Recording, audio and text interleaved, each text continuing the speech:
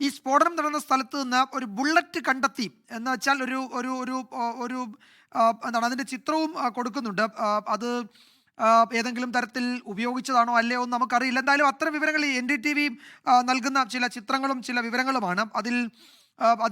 അതിലൊരു ആധികാരികത അത് പിന്നീട് മാത്രമേ വ്യക്തമാവുകയുള്ളൂ. എന്തായാലും ഈ എന്താണ് സ്ഫോടക വസ്തുക്കളുടെ സാന്നിധ്യം ആ വാഹനത്തിൽ ഉണ്ടായിരുന്നു എന്നതിൻ്റെ ചില സൂചനകൾ എന്ന നിലയിലായിരിക്കും ഒരു പക്ഷേ അത്തരം വിവരങ്ങൾ ഇപ്പോൾ പുറത്തു വരുന്നത്. അത് ഔദ്യോഗികമായി ഇത് പരിശോധിക്കുന്ന ഏജൻസി ഡൽഹി പോലീസാണ്. ഇപ്പോഴും അവരത് സ്ഥിരീകരിക്കും വരെ നമുക്കതിൽ എന്തെങ്കിലും തരത്തിൽ ഒരു ആധികാരികമായ ഒരു വിവരം പറയാൻ കഴിയില്ല. പക്ഷേ എന്തായാലും അതിൽ ചില സംശയങ്ങളുണ്ട്. അതിനിടെ ചില ചോദ്യങ്ങളുമായി കോൺഗ്രസ് രംഗത്ത് വന്നിട്ടുണ്ട്. ഡൽഹിയിലെ സുരക്ഷയിൽ കോൺഗ്രസ് നേതാവ് ചില ചോദ്യങ്ങൾ ഉന്നയിക്കുന്നു. അഭിഷേക് സിംഗ്വിയാണ് ആ ചോദ്യങ്ങൾ ഉന്നയിക്കുന്നത്.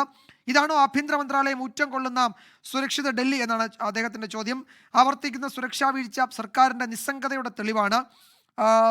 ഡൽഹിയിലെ അതീവ സുരക്ഷയിലായിട്ടും BJPക്ക് അഹങ്കാരത്തിനും അവകാശവാദത്തിനും കുറവില്ല എന്ന് അഭിഷേക് സിംഗ്വി ഒരു രാഷ്ട്രീയ ആരോപണം കൂടി ഈ ഘട്ടത്തിൽ ഉയർത്തുന്നുണ്ട്. അത്തരം ആരോപണങ്ങൾ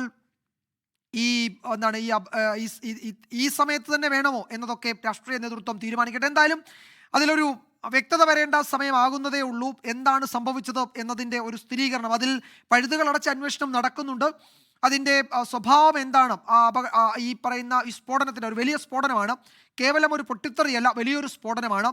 കിലോമീറ്റർ ദൂരത്തേക്ക് അതിൻ്റെ പ്രകമ്പനം അനുഭവിച്ചു എന്ന് ദൃക്സാക്ഷികൾ അല്ലെങ്കിൽ ആളുകൾ പറയുന്ന തരത്തിലുണ്ടായ ഒരു വലിയ സ്ഫോടനമാണ്. അപ്പോൾ അതിൻ്റെ വിവരങ്ങൾ എന്താണ് സംഭവിച്ചു എന്നതിൻ്റെ വിശദാംശങ്ങൾ വരാനിരിക്കുന്നതേ ഉള്ളൂ. ലോകത്തെവിടെയായാലും ഏത് സമയത്തും 24 വാർത്തകളും ഓഗ്മെന്റഡ് റിയാലിറ്റി പാക്കേജുകളും എക്സ്പ്ലെയിനറുകളും വിശദമായി കാണാൻ ഞങ്ങളുടെ YouTube ചാനൽ നിങ്ങൾക്ക് സബ്സ്ക്രൈബ് ചെയ്യാം.